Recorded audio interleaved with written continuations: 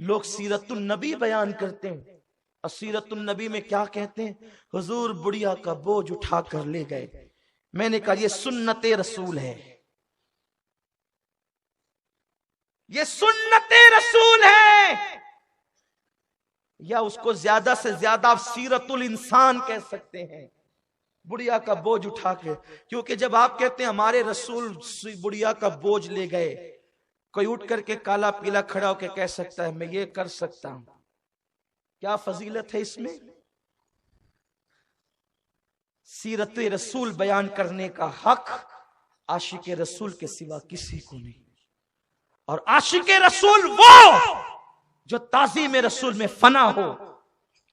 سیرت الانسان یہ ہے یا سنت رسول یہ ہے. وہ بڑھیا کا بوجھ اٹھاتے ہیں، وہ بکریوں کا دودھ دوتے ہیں، وہ اپنے نالین خود درست کرتے ہیں، وہ اپنے کپڑے خود دھلتے ہیں، وہ امی عائشہ کا آٹا گون کر دیتے ہیں. یہ سیرت الانسان یا سنت رسول ہے. وہ نمک چکتے ہیں، سنت رسول ہے. بیمار کی عیادت کے لیے آتے، سنت رسول ہے. سیرت رسول کیا ہے؟ جو کوئی نہیں کر سکتا وہ سیرت رسول ہے. اور وہ کیا ہے؟ وہ جبل ابو قبیس پہ کھڑے ہو کے اشارہ کرتے چاند ٹکڑے ہو جاتے، یہ سیرت رسول ہے. وہ مقام صحبہ میں اشارہ کرتے سورج پلٹ آتا، یہ سیرت رسول ہے.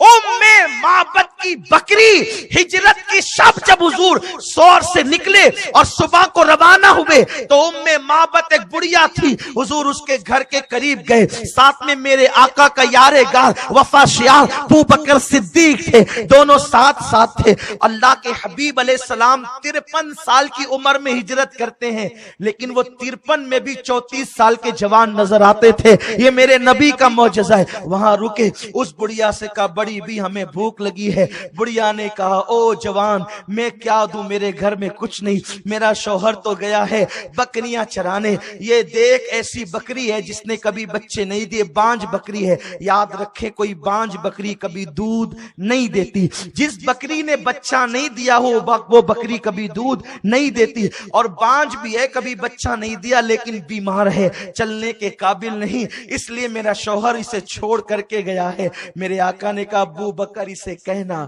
یہ بکری ہمیں دے دے، ہم اس سے دودھ نکالیں گے. جیسے ابو بکر نے کہا اچھا حضور ان کو کیوں کہتے ہیں کہ تم کہو دے دے ہم دودھ نکالیں گے.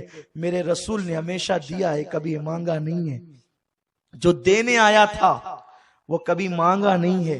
انہیں مانگنا پسند نہ تھا. ابو بکر تو کہنا کہ وہ دے دے.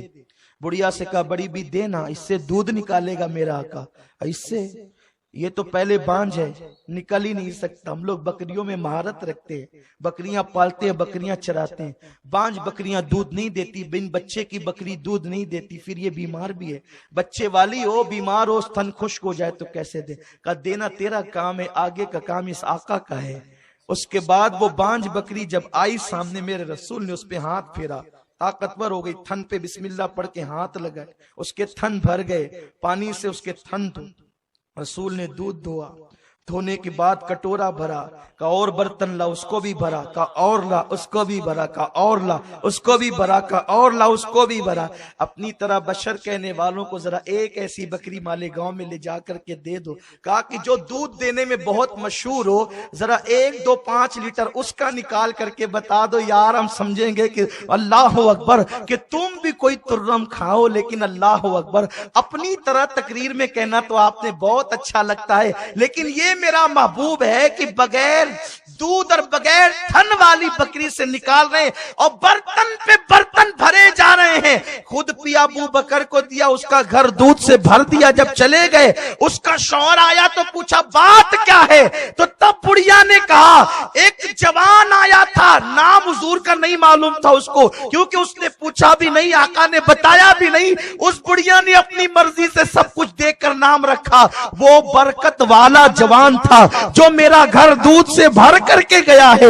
اللہ اکبر. بعد میں وہ وہاں پہنچی ہے مدینہ طیبہ اپنے شوہر کے ساتھ، جس نے دودھ سے میرا گھر بھر دیا. حضور کا نام اس کو پتا نہیں تھا. وہ پورے مدینے میں یہی کہتی گھومتی تھی وہ برکت والا جوان کہاں ہے، برکت والا جوان کہاں ہے، برکت والا جوان کہاں ہے. صدیق اکبر بھی نظر کرے تو اس کے ساتھ آیا تھا، بتاؤ برکت والا جوان کہاں ہے. صدیق مسکرا کر پکڑ کر لے گئے انہیں. اس کے بعد پہنچی او برکت والے جوان، میرے گھر کو دودھ